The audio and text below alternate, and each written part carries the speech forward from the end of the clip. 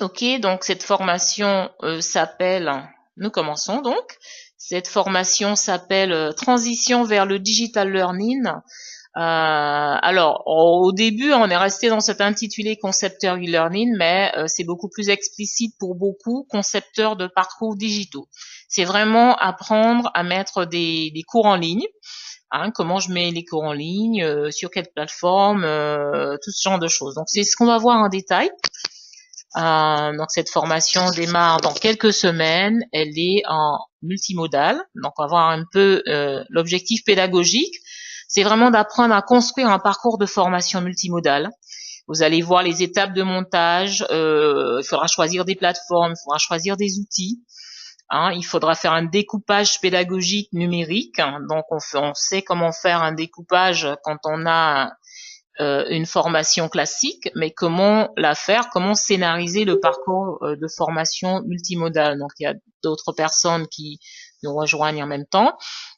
Donc l'idée aussi, donc j'ai ce programme, je l'ai conçu, on va dire à presque, il y a beaucoup de distanciel, c'est-à-dire il y a beaucoup de sessions où vous allez vous connecter à la plateforme, échanger, mais aussi participer à des webinaires parce que pour pouvoir proposer un parcours multimodal à ces apprenants, il faut d'abord être un étudiant en ligne, être un e-apprenant en fait. Donc si on ne sait pas ce que c'est, si on ne vit pas en fait ces échanges et les difficultés qui peuvent arriver avec, hein, les technologies, on n'est pas à l'abri. Vous avez bien vu, hein, ne serait-ce qu'un problème de micro, on ne sait jamais. Donc en fait, ce parcours, on va voir dans le découpage dans un petit moment. Comme ça, vous comprendrez toutes les parties auxquelles vous participez en ligne. Donc, c'est vraiment du distanciel accompagné. Cette formation, c'est vraiment pour les formateurs, les consultants, responsables pédagogiques, toute personne qui est amenée à donner des cours et qui veut comprendre comment mettre à jour ses connaissances pour proposer des parcours multimodaux. Très souvent, nos étudiants, apprenants, stagiaires sont à l'origine de la demande parce qu'on a de plus en plus de mal à se déplacer, à être aux mêmes endroits à la même heure. Donc beaucoup de gens veulent aussi suivre des parcours de chez eux. Donc voilà le but de ce parcours. On va voir comment les créer, comment les découper, comment choisir une plateforme, vraiment mettre en place une stratégie autour de cela et quels sont les coûts, hein, budgétiser tout ça, créer concrètement les parcours sur une plateforme qu'on aura choisie et valider et publier tout cela. Donc ça, après, ça vous fait un modèle que vous pouvez réutiliser, hein, sur d'autres formations. Donc, je vous ai dit il y a un petit moment, c'est vraiment toute personne ayant un projet. Cette formation, elle est particulière dans le sens où on travaille en mode projet. C'est-à-dire qu'on vient déjà dans l'idée que j'ai ce ou ces programmes à transformer. Et donc, je viens dans cette formation pour que je puisse être accompagnée dans mon projet. Donc vous êtes vraiment, et j'insiste beaucoup là-dessus, c'est pas une formation classique. Vous venez en mode projet. Euh, Dans le découpage que je vais vous montrer tout à l'heure, il y a des parcours d'accompagnement en groupe et des parcours d'accompagnement en individuel. Il y a des problématiques qui seront spécifiques où là vous pourrez interagir avec le formateur, moi-même, et il y a peut-être des parties de votre projet que vous voulez garder pour vous-même. Donc ces parties-là ont été pensées. Et donc voilà, vous êtes en mode projet, donc c'est pour les formateurs, les enseignants, tuteurs, consultants, coordinateurs pédagogiques et responsables de formation.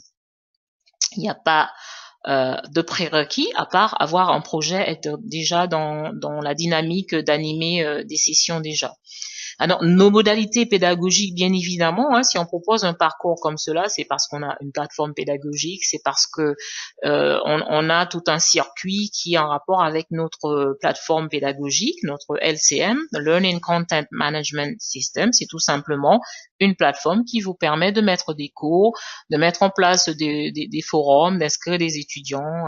Et en fait, cette formation vous permet d'apprendre tout cela en détail aussi. Donc, les tests de positionnement, on le fait par défaut, hein, pour avoir une petite idée de la culture numérique de chacun et savoir déjà son autonomie et ses attentes. Voilà. Et donc chaque apprenant, chaque stagiaire, lors de la formation, travaille sur son propre matériel. Ça, c'est très important, surtout que vous êtes en mode projet. Donc on a, c'est un parcours multimodal, hein, donc on a des parties théoriques, il y a des parties que vous ferez en distanciel, il y aura des quiz à faire, il y aura beaucoup d'échanges, ce qu'on appelle le social learning par les forums, entre vous, entre apprenants ou avec le formateur, tous ensemble. Donc voilà en gros. La plateforme permettra en fait de suivre chacun, d'avoir des statistiques, de savoir un petit peu comment chacun évolue et d'échanger. À partir de la plateforme, vous pouvez à tout moment envoyer un message au formateur et demander de l'aide. Donc il y a des parties présentielles bien évidemment, mais vraiment la partie auto-formation est accompagnée. Donc, par la suite, il est possible d'accéder à la communauté d'apprenants et de continuer d'échanger dans ces forums. Donc le programme en gros, donc ça c'est un peu le détail du programme.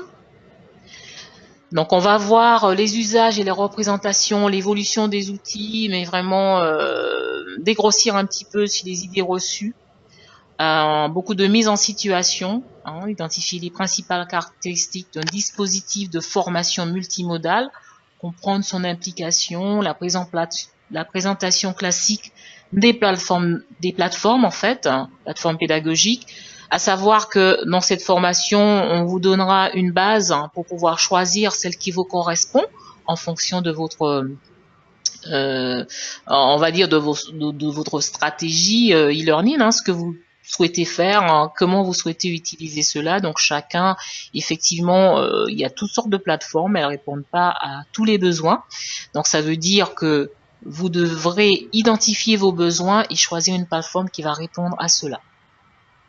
Donc voilà, nous allons voir l'élaboration des différentes étapes du projet de formation en ligne, de mettre ces cours en ligne. C'est un projet.